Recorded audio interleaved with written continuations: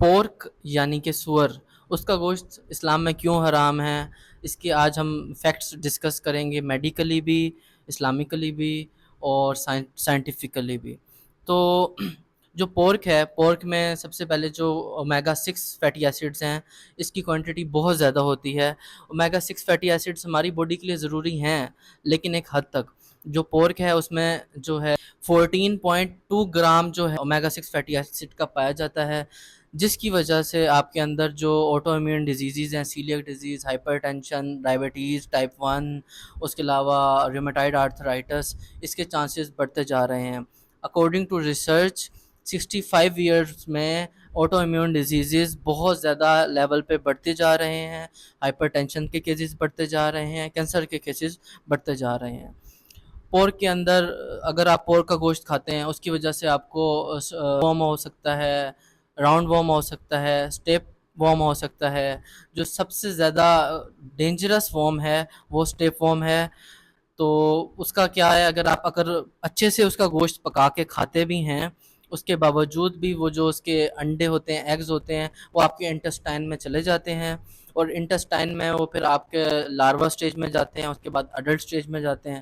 Adult stage میں آنے کے بعد وہ بلڈ سٹریم میں سے کہیں پر بھی جا سکتے ہیں، آپ کی آنکھ میں جا کے بلائنڈنس کروا سکتے ہیں، برین میں جا کے آپ کا برین ڈیمیج کرا سکتے ہیں، ہارٹ میں جا کے ہارٹ اٹیک کروا سکتے ہیں۔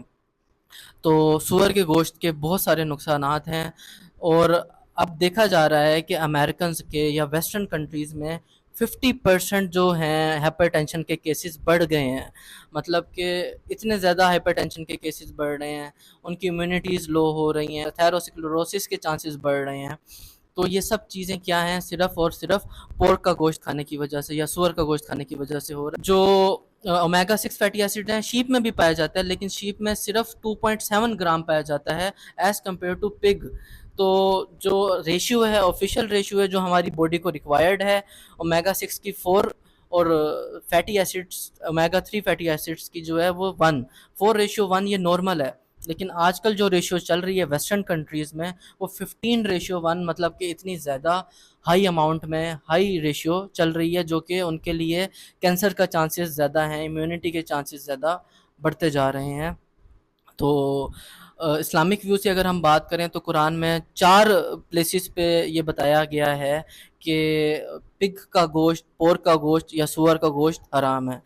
جو سور ہے، اگر ہم ویسے بھی ڈسکس کریں اس کے اوپر، تو سور بہت فلتیسٹ، شیملیس، گندا، ڈرٹی اینیمل ہے۔ جہاں پر آپ کو گند نظر آئے گا وہاں پہ آپ کو سور نظر آئے گا، یا جہاں پہ سور نظر آئے گا وہاں پہ آپ کو گند نظر آئے گا۔ شیملیس اس کو کیوں کہا جاتا ہے؟ یہ کوئی وہ محسوس نہیں کرتا کہ اس کی جو فیمیل ہوتی ہے یہ کسی اور پک کے ساتھ رہے، دوسرے پک کے ساتھ رہے، سیکس کرے، اس کو کوئی مسئلہ نہیں ہے۔ تو یہ بہت شیملیس اینیمل ہے۔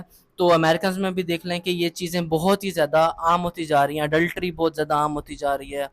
تو یہ چیزیں، آپ جو چیز کھاتے ہیں وہی آپ کی باڈی پہ اثر کرتا ہے، وہی آپ کی باڈی بنتی ہے۔ تو جیسا سور کھائیں گے ویسا ہی آپ بنیں گے۔